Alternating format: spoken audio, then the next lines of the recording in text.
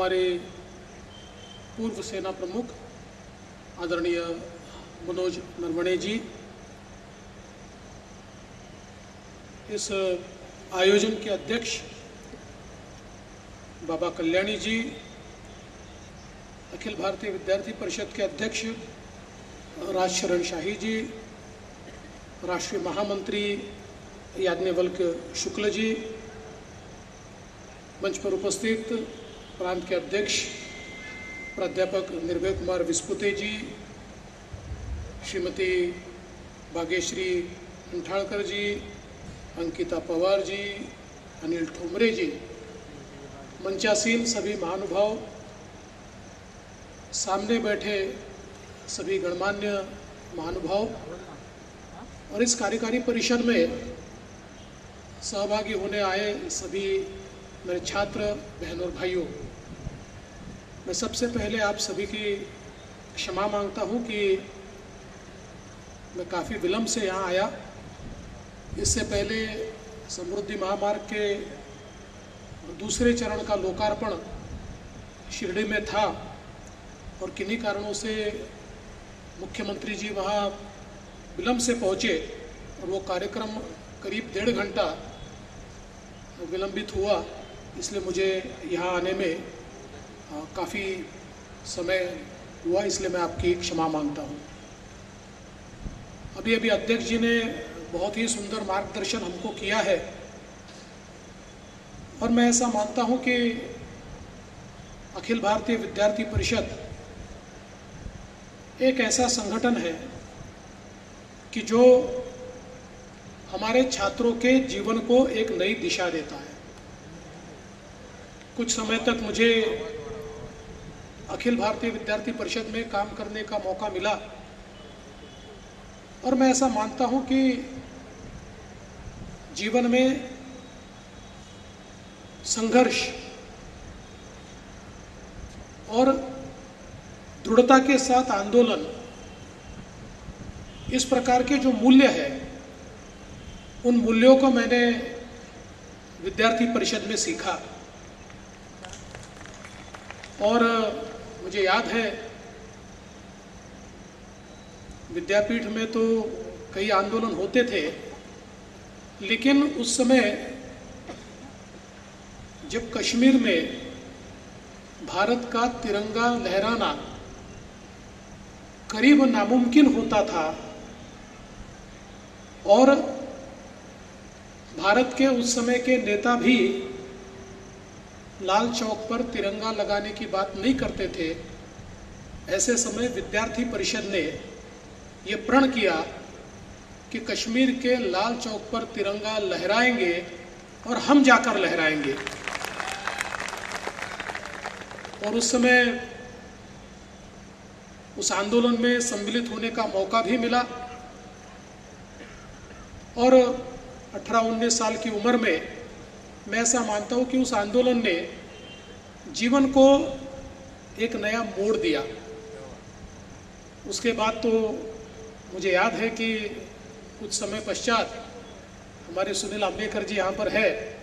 सुनील जी हमारे मार्गदर्शक थे और मुझे आज भी याद है कि हमारे नागपुर में जो संगम चाड़ में हमारा एक कार्यालय हुआ करता था, उसके सामने एक शाम को फुटपाथ पर बैठकर हम लोग गप्पे मार रहे थे और सुनील जी आए और सुनील जी ने कहा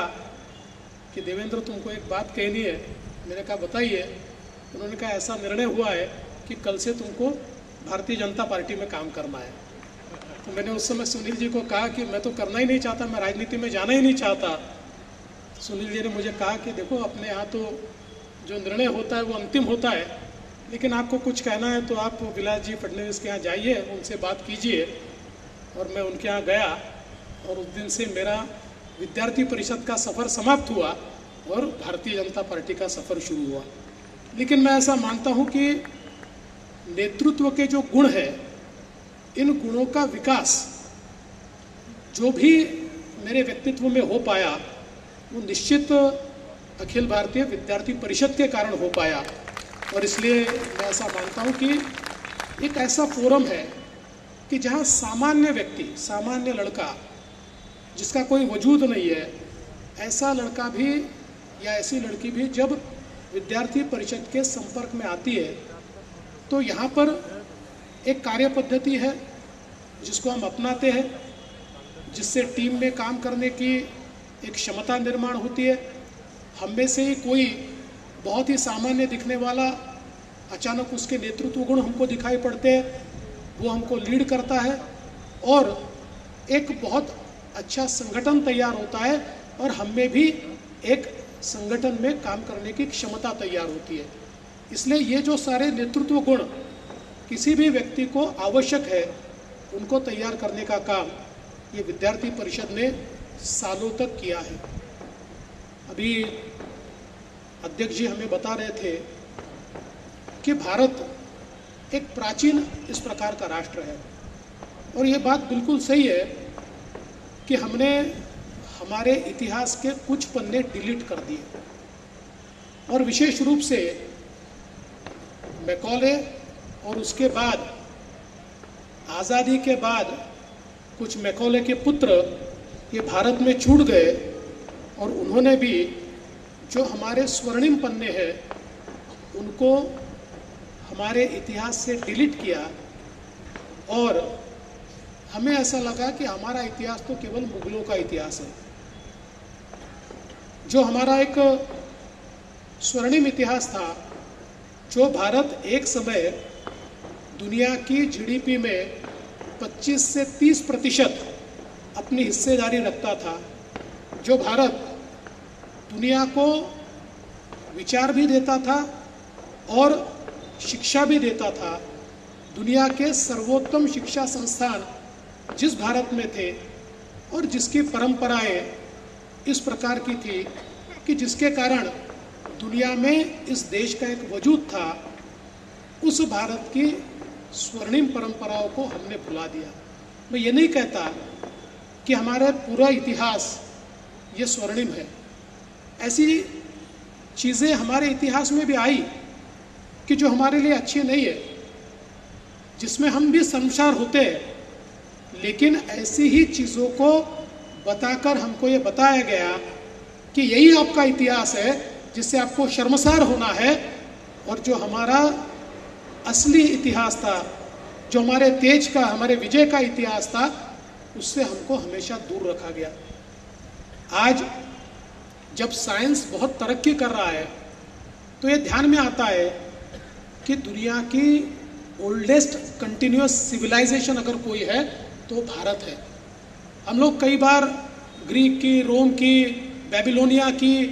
अलग अलग सिविलाइजेशंस के बारे में कहते हैं, इनमें से कोई भी सभ्यता ये 3000-4000 साल से ज़्यादा पुरानी नहीं है। लेकिन भारत की सभ्यता का अगर हम विचार करें तो भारत की सभ्यता आज जिस प्रकार के हमारे अलग अलग प्रकार से हमारे यहाँ पर आर्कियोलॉजिकल साइट्स मिल रही है, चाहे राखीगढ़ी की हो, चाहे वीरांगना की हो, इसके आधार पर हम ये कह सकते हैं कि 9 से 10 हजार साल पहले भी पूर्ण रूप से विकसित, जहाँ पर शहरों की रचना थी, जहाँ पर स्थापत्य शास्त्र का नमूना ये शहरों में देखने को मिलता था, एक प्रकार से संपूर्ण विकसित अवस्था में 10,000 साल पहले भी हमारी सभ्यता मौजूद थी। तो दुनिया की सारी सभ्यताएं समाप्त हो गई और 10,000 साल तक हमारी सभ्यता समाप्त नहीं हो पाई। इसका मतलब हमारी सभ्यता में, हमारे विचारों में और हमारे मूल्यों में कोई तो ऐसी बात थी, कोई तो ऐसी शाश्वतता थी कि जिसके कारण ये सभ्यता टिकी, ये सभ्यता समाप्त नहीं हो पाई और सारे आक्रमणों के बावजूद आज भी ये सभ्यता पूरी शान के साथ खड़ी है। तो इसका कोई ना कोई ऐसा कारण होगा। आज हम लोग सस्टेनेबिलिटी की बात करते हैं, ये सस्टेनेबिलिटी हमारी सभ्यता में हजारों वर्षों से रही है और इसी सस्टेनेबिलिटी ने हमारी सभ्यता को जीवित भी रखा है। आज हम लोग कहते हैं कि जिस प्रकार से संशोधन हो रहा है उसके आधार पर मुझे ऐसा लगता है कि एक नया इतिहास अब लोगों के सामने हमको लाना होगा। ये इतिहास जो सचमुच हम सबको एक तेजस्विता देता है, जो हम सबको एक वजूद देता है, इस प्रकार का ये इतिहास हमारे सामने लाना ये बहुत महत्वपूर्ण है। और मैं ऐसा मानता हूँ कि उसकी शुरुआत आज हुई है। देखिए, भारत, हम हमेशा कहते थे और स्वामी विवेकानंद जी भी कहते थे कि 21वीं शताब्दी में भारत फिर अपने विश्व गुरु के पद की ओर जाएगा। आज हम धीरे धीरे उस ओर बढ़ रहे हैं। अभी अभी हमने देखा, भारत के प्रधानमंत्री मोदी जी कुछ देशों में गए थे। वे जापान में गए, पापुआ न्यू गिनी में गए, फिजी में गए, ऑस्ट्रेलिया में गए, और जिस प्रकार से उनको सम्मान मिला, जब अमेरिका के राष्ट्रपति ये कहते हैं कि मोदी जी की सिग्नेचर लेनी है, उनकी स्वाक्षरी लेनी है, या कहते हैं कि मोदी जी के आने पर हमारे सामने समस्या खड़ी होती है कि किसको पास दे या न दे, या ऑस्ट्रेलिया के प्रधानमंत्री जब ये कहते हैं कि मोदी जी हमारे बॉस है, या फिर छोटे छोटे राष्ट्रों के प्रधानमंत्री या राष्ट्राध्यक्ष जब ये कहते हैं कि हमारी आवाज़ ये मोदी जी है, ये मोदी जी का सम्मान नहीं है, ये भारत का सम्मान है, ये भारत की नई ताकत का सम्मान है, ये नए भारत का सम्मान है जिसको आज दुनिया मान रही है। क्योंकि हमको जिस प्रकार से रोका गया था, भारत को रोकना आसान नहीं था, और जिसका उल्लेख मुझसे पहले यहाँ पर हुआ, बाबा कल्याणी जी ने कहा कि ये हमारा समय है।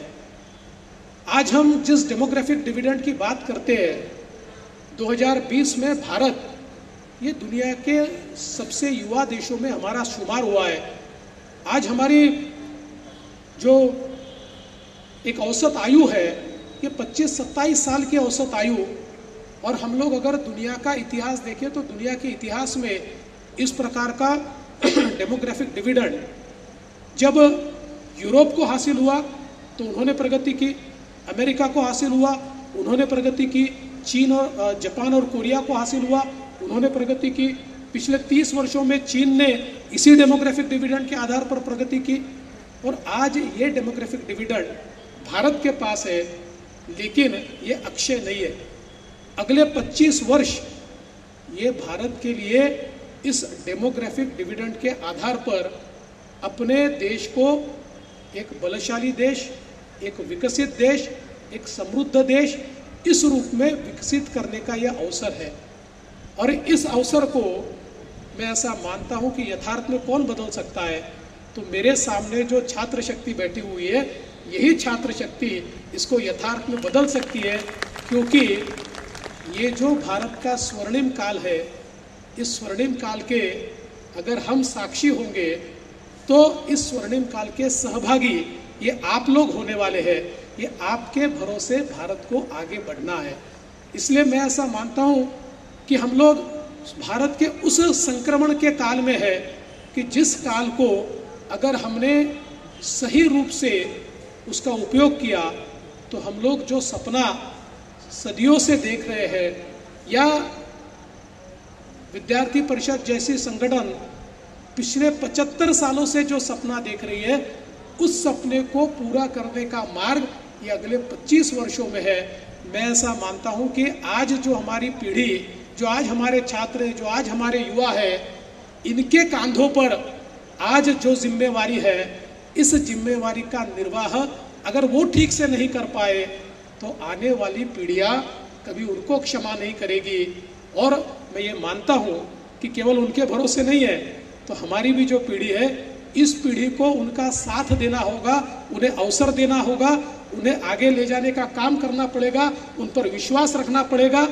और अगर हम विश्वास रखेंगे तो आज देखिए भारत कितना बलशाली बन रहा है। आज जो भारत कभी याचक की भूमिका में दिखता था, अब वो याचक की भूमिका में नहीं है। अब भारत एक बहुत ही मजबूत देश के रूप में आज हमारे सामने हमको दिखाई पड़ता है। लेकिन मैं ऐसा मानता हूँ कि जहाँ हमारी ताकत बढ़ी है, वहीं पर हमारे साथ छद्म युद्ध करने वाले इनकी संख्या भी बढ़ी है। हमारे आदरणीय नरवणे जी ने कुछ बातें हमारे सामने रखी, और मैं ऐसा मानता हूँ कि आज भारत की ताकत इतनी ज़रूर है कि हमारे पड़ोसी हमारे साथ कोई दुर्व्यवहार करने से पहले 2 बार सोचते हैं। लेकिन इसी ताकत के कारण एक छद्म युद्ध आज भारत के साथ लड़ा जा रहा है और ये छद्म युद्ध केवल सीमा पार के आतंकी नहीं लड़ रहे, तो उनके कुछ साथी हमारे देश में भी मौजूद हैं। आज हम जिसको अर्बन नक्सल्स कहते हैं, ये अर्बन नक्सल्स ये एक ऐसी विचारधारा है जो न देश के संविधान को मानती है न देश की व्यवस्था को मानती है, और ये एक ऐसी व्यवस्था है जो युवा आयु के हमारे विद्यार्थियों में, हमारे युवाओं में एक प्रकार से उनके दिमाग में वायरस छोड़ने का काम करती है। व्यवस्था के खिलाफ एक एनार्की तैयार हो, इस प्रकार का काम करती है। और आज विद्यार्थी परिषद का, मैं ऐसा मानता हूँ, हमारी जिम्मेदारी इसलिए भी ज़्यादा है कि एक समय था देश में माओवादियों के खिलाफ विद्यार्थी परिषद ने एक लड़ाई लड़ी, और कई बार तो ऐसी लड़ाई लड़ी कि विद्यार्थी परिषद के हमारे कई कार्यकर्ताओं को मार दिया गया। लेकिन धीरे धीरे बंदूक लेकर लड़ने वाले माओवादी अब कम हुए हैं, नहीं बचे हैं, उनको नए लोग नहीं मिल रहे हैं। लेकिन जो विचारों को प्रदूषित करने वाले लोग हैं उनकी संख्या बढ़ रही है। वो कॉलेजेस में, वो कैंपसेस में, वो यूनिवर्सिटीज़ में धीरे धीरे अंदर घुस रहे हैं, धीरे धीरे वायरस छोड़ रहे हैं और एक विभाजन का बीज वो बोने की कोशिश कर रहे हैं। हमारी व्यवस्था के खिलाफ, हमारे संस्कारों के खिलाफ, हमारी संस्कृति के खिलाफ ये सारी चीज़ें गलत है। इस प्रकार का एक बीजारोपण आज जो हो रहा है उसके खिलाफ लड़ाई लड़नी होगी। अगर हमारी आने वाली पीढ़ी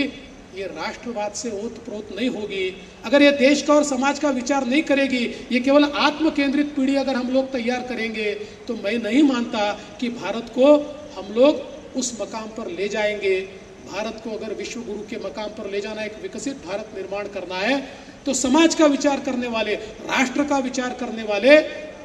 ऐसे नौजवान यही देश को आगे ले जा सकते हैं। आज जिस प्रकार से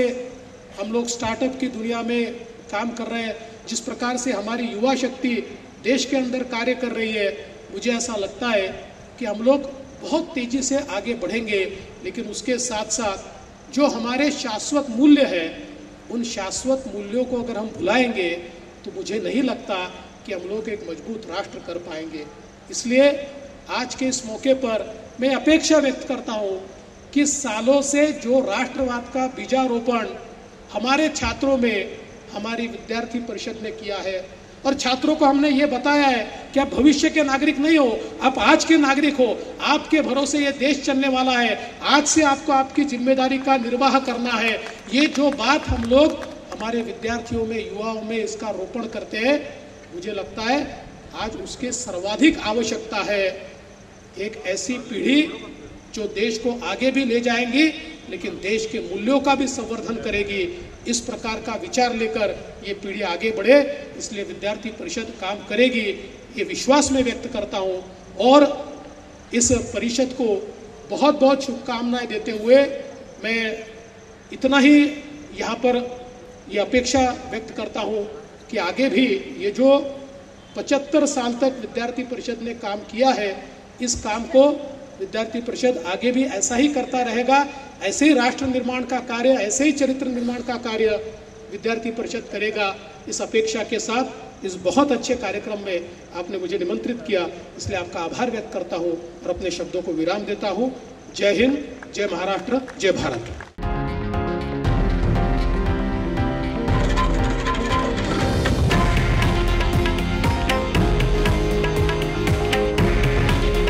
हे आहे देशातील नंबर 1 न्यूज नेटवर्क आणि आपण पाहत आहात TV9 मराठी। काळजी तुमची, हित महाराष्ट्राचं।